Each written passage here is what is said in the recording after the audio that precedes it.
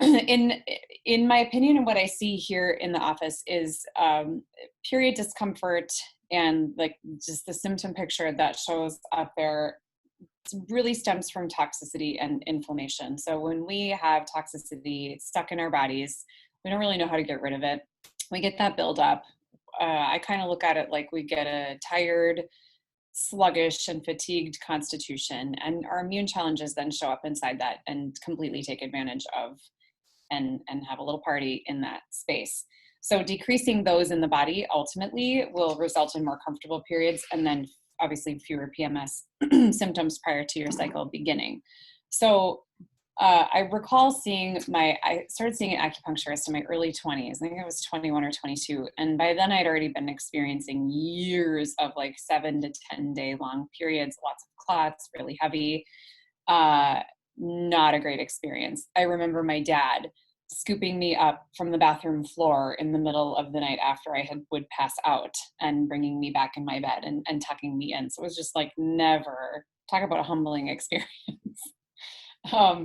And she helped me understand some things. And one of them was, she said, the reason you're experiencing so much pain building up to your cycle those few days before, whether it's breast tenderness or lots of crampiness or lots of bloating, is your body is building up or toning up the blood. It's like a pressure buildup. And so then kind of once the dam breaks, so to speak, and you actually start to bleed, that pressure leaves because your body's then able to move the blood. That made so much sense to me and helped me to understand that kind of heightened state of irritability and almost that sympathetic dominance that comes as you move into a cycle. It allowed me to start learning how to care for myself and start to listen and understand, are there certain yoga poses that I should or shouldn't do? Are there certain exercises that I should or shouldn't do? And that was 20 years ago. And though my periods got better, they changed before and after children, having several miscarriages. There was a lot to really look at there. The bottom line for me was parasites. And so I know, and I see that that's a problem for a lot of women here in our practice. So they just wreak havoc on our endocrine system. We have even had clients that I've encouraged them to try different products to support their cycle, say like a Diva cup, and I'll say, just look at it. You want to look at your blood. You want to know kind of what things look like and smell like and the texture things take. And it's not gross. It's your body. The more you know about your body, the more empowered you are. And she said to me, I think I got a Facebook message. She said, should I be seeing little white things swimming in my cup of like period blood? Those little buddies show up when we least expect it and where we don't want to see them. So handling parasites and the toxicity that's holding them in place will be a more comfortable experience for you in your cycle. And it's interesting to look, my cycles are now, I don't even know they're coming. I only know because I'm tracking them on a calendar, and they're a little bit heavy on the second day. And then by the fourth day, it's completely gone. That is a game changer for me. I don't have to keep like 8 packs of extra things in the back of the office. And I don't have to, like run between clients, like all of that. We've all had that experience, and it's like so disempowering. So I really think when we can support ourselves, get our cycles managed, we can also then have a really, really great impact on the younger women in our lives and empower them to get control of their cycles as well.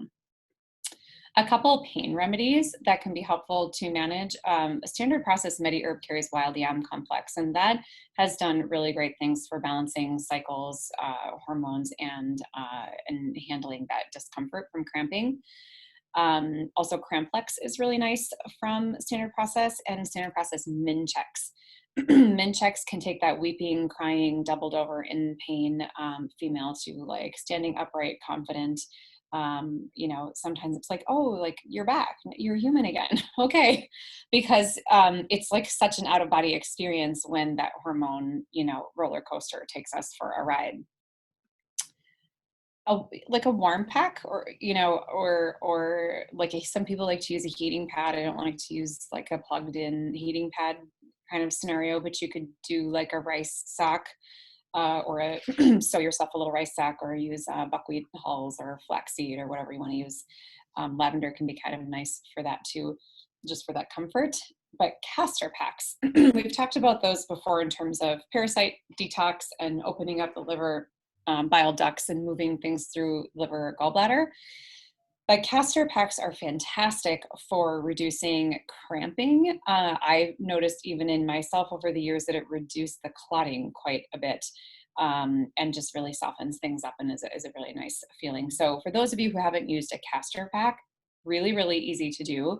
Most people recommend having a piece of flannel. You could literally cut an old sheet, an old pillowcase, an old flannel shirt, but also just cotton will work fine, or just those flour sack towels. Whatever that fabric is, it's going to become your fabric. Some people say you can only then store that castor soaked fabric in like a glass jar.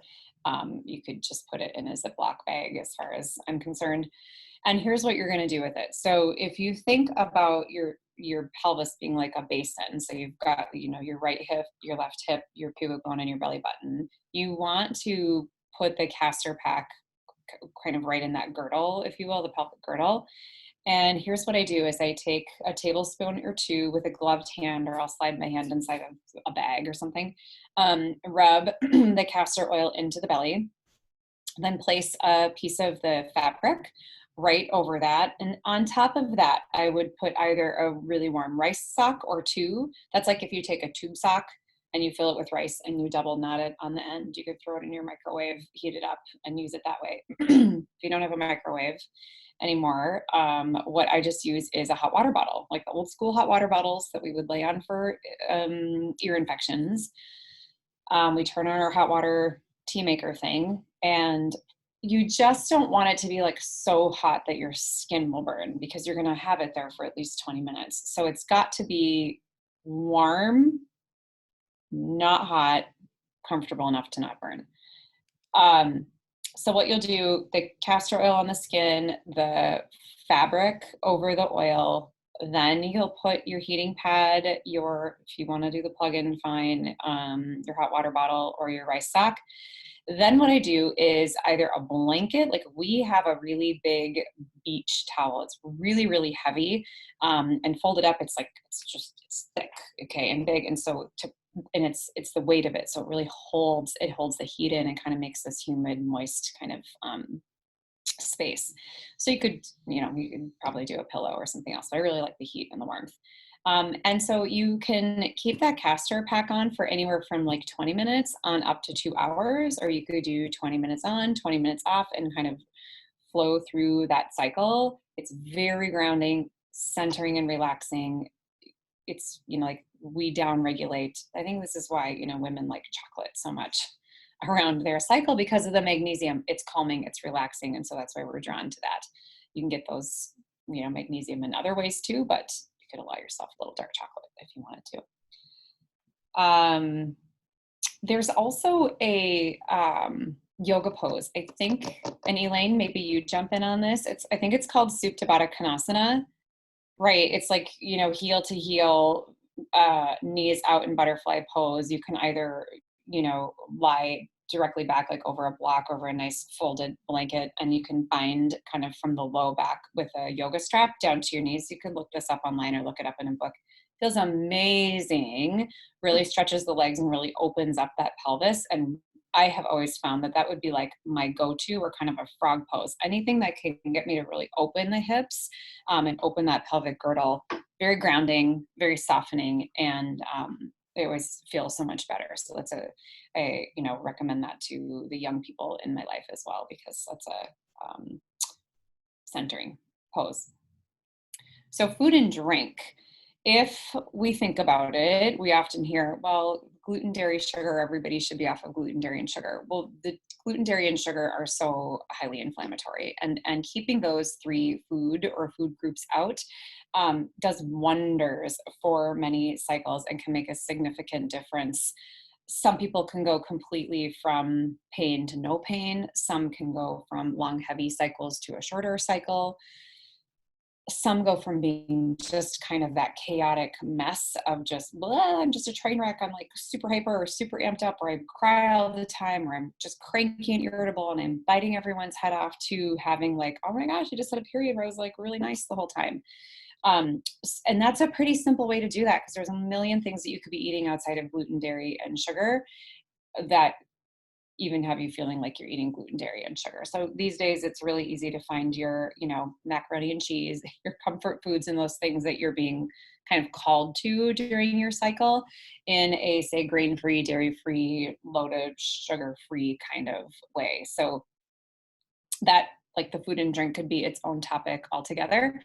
But I would say that is a really great and easy place to start. Send us an email, leave a comment or question on Facebook, because guiding people around food, what to avoid, when, and why, is really great. So instead too of just focusing on what to avoid, if you are, like right before your cycle, focusing on just large amounts of raw vegetables, just clean, simple food, it will really have you feeling lighter and more energetic. Your bowels won't be so out of balance. We see a lot of concern with people around, oh, my cycle makes me super loose and runny with my bowels, or my cycle gets me stopped up and sluggish and constipated. And getting all those veggies in, or even juicing right then, is a really nice time to provide your body with some of that strength and lightness. And you'll like, it's an energetic lightness, but you'll physically feel lighter too, and that really makes a difference. I touched briefly on parasites. They're just little buggers, and you want to handle that. Also, in my experience, it took me until I had my fifth miscarriage to go like, oh, as a doula, I had experienced supporting lots of clients through miscarriage, and I didn't really have the question myself of like, why is this happening? And probably because they were spread out over a period of time. But the bottom line is, I finally, after that fifth one, got curious, like, what's going on here, and went to my advanced nutrition response testing practitioner.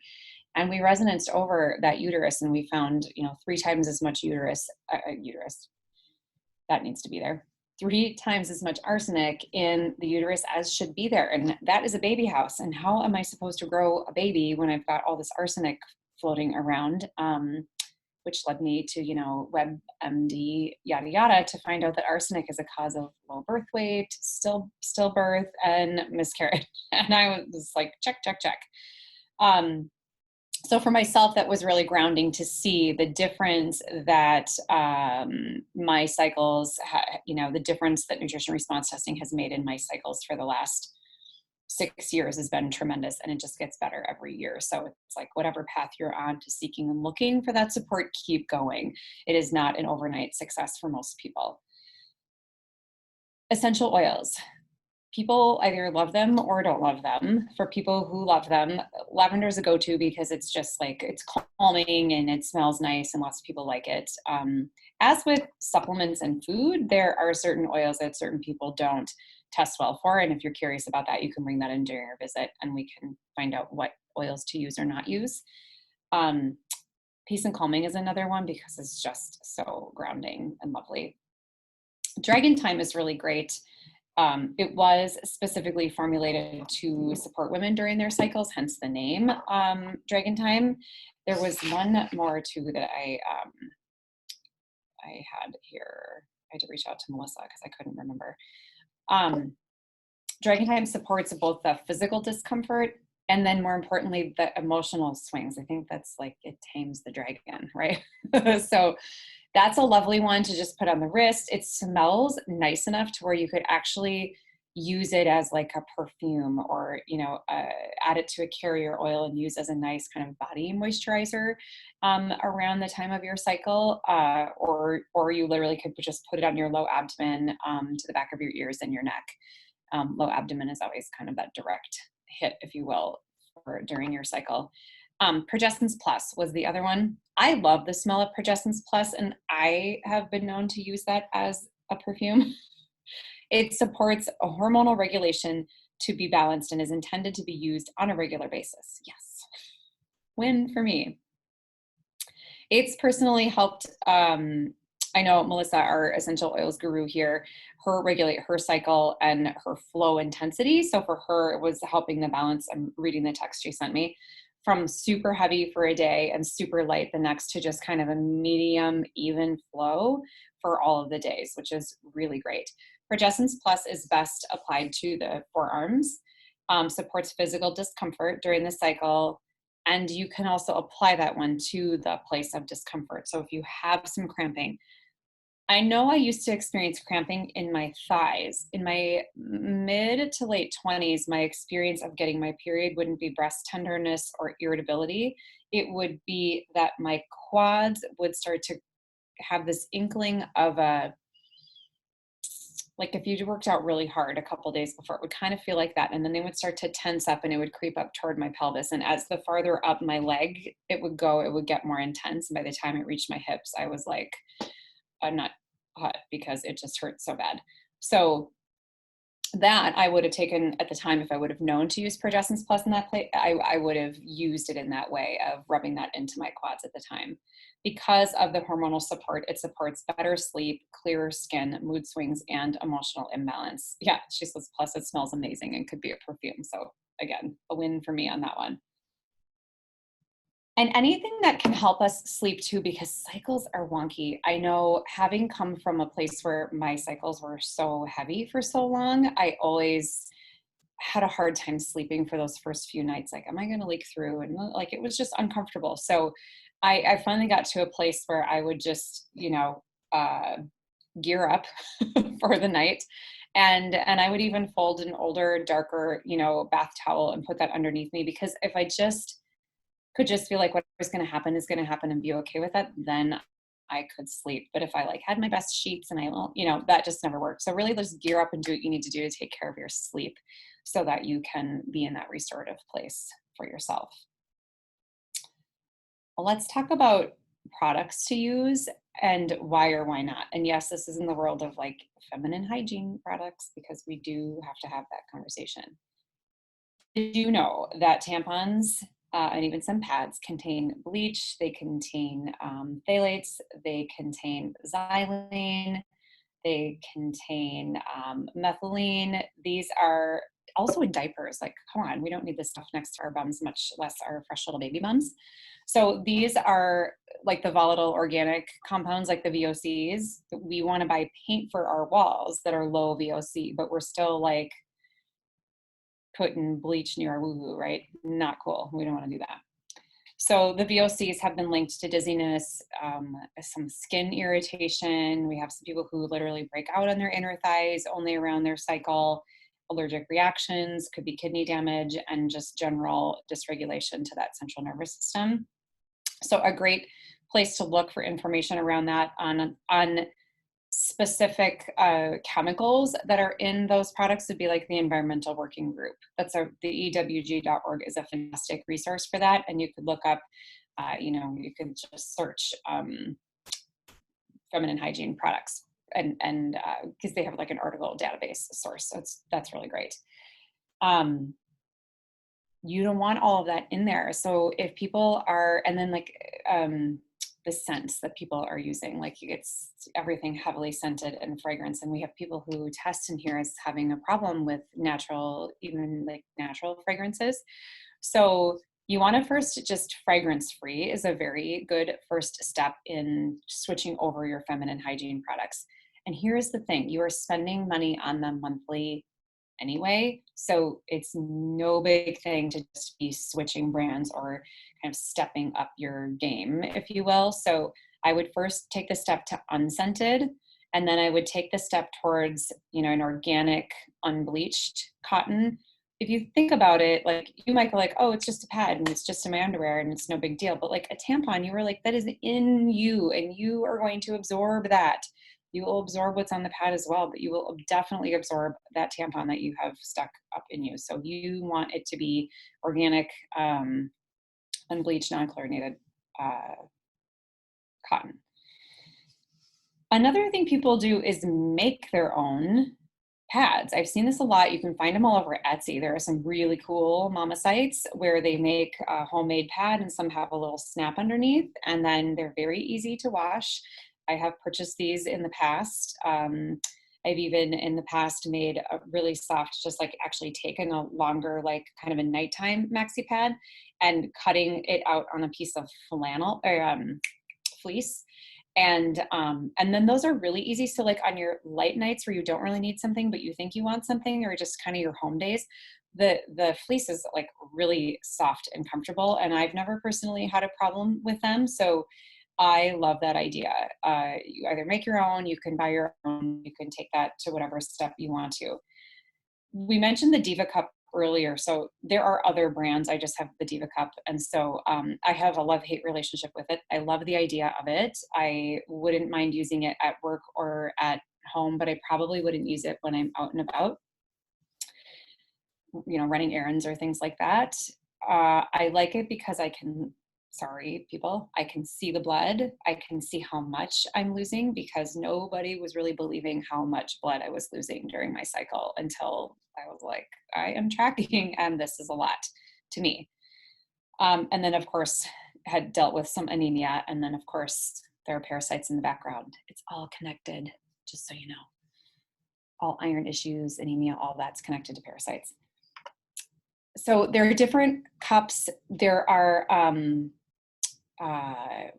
Meredith has a really great link. I can't remember. We should get it from her, Elaine, and post it underneath here. It's like a quiz that you can take to figure out what cup is kind of the best fit for you. So it's not by one company. It gives you several different cups, why each one would be the best fit, according to how you've answered your questions. And it's different. Your business changes, ladies, before and after you have children. It changes after you have children. And I have found that the cup I was using prior to my second and third baby isn't a cup. It kind of like wants to fall out.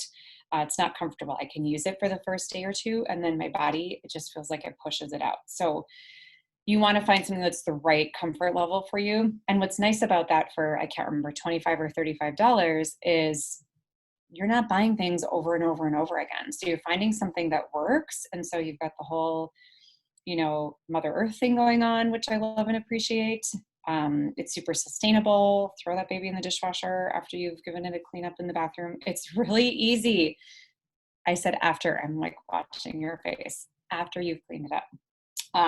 I also will just use in the bathroom. I have my thieves cleaner in a spray bottle. And so I'll just clean it up in the sink, and then I will just spray that down. And then I just leave it like on our little soap thing to just dry. And that's what I do. The other are these period panties. So this is a lifesaver. I just think about being, like in middle school and high school and all the like wrapping the sweatshirt around the waist days, and watching out for each other. Yeah, these period panties are awesome. I know there are several companies out there right now. The only one that I can think of is Thinx. That is the one that I've used. We have hipsters, we have bikini underwear from those. We even have like a set of workout shorts that look very similar to Lululemon actually, which is like, if that's kind of something you're interested in, it just kind of keeps you right up there if that's where you want to be.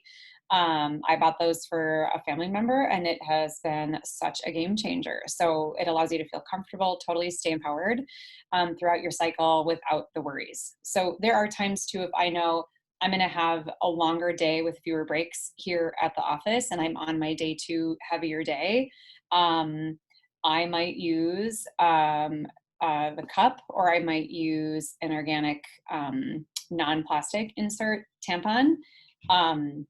And then I'll wear the period panties, because it's just that peace of mind of like, that's going to last me my 4 hours until I get to, take my lunch break. So that's a really, we have these tools and we have these resources. And so really arm yourself with that. They're comfortable, they're easy. And the more reusable and the more sustainable, I always think the more in tune, then you will be, not only just with your cycle, but just with your body in general. And lastly, there's a great, I'm blanking on her name, Elisa Vitti, I think it's Vitti. She has an app called Flow Living, FLO, Flow Living. And I want to say it was just a couple bucks. She's got a couple of really great books. I can't think of the names off the top of my head. But her whole conversation is called cycle syncing. And it's a really neat way of tracking your cycle, but then she sends you an email or you get like a update on your phone. In fact, I'm ovulating, folks, because I woke up to that this morning. But what it'll tell me is, hey, you're ovulating and here are the foods to be eating. It's less about like, here are the things to avoid and more about like, how can we empower you to just embrace your femininity and your womanhood and your experience. This is the kind of exercise that would best suit you during your ovulation phase. These are the kinds of conversations to have with your partner and with your life. These are the kinds of plans that you want to be making and ways to be thinking during this phase. And it changes with every phase. And that has been a very cool experience. I've also shared that with some family members because I think the more we know, especially the younger we are, my gosh, I just think where I would have been when I was in my, early 20s, even in my early years of having babies. And the more I'm a doer. So I would have done something with information. I would have implemented, I would have cared for my body differently. So that's a really lovely resource.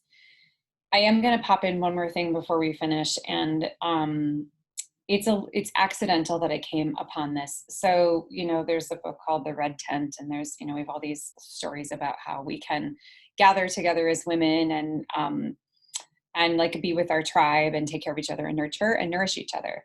Well, almost 2 years ago, I was writing, I'd committed to writing a book. So I was writing this rough draft and I would go away to retreat, once a month.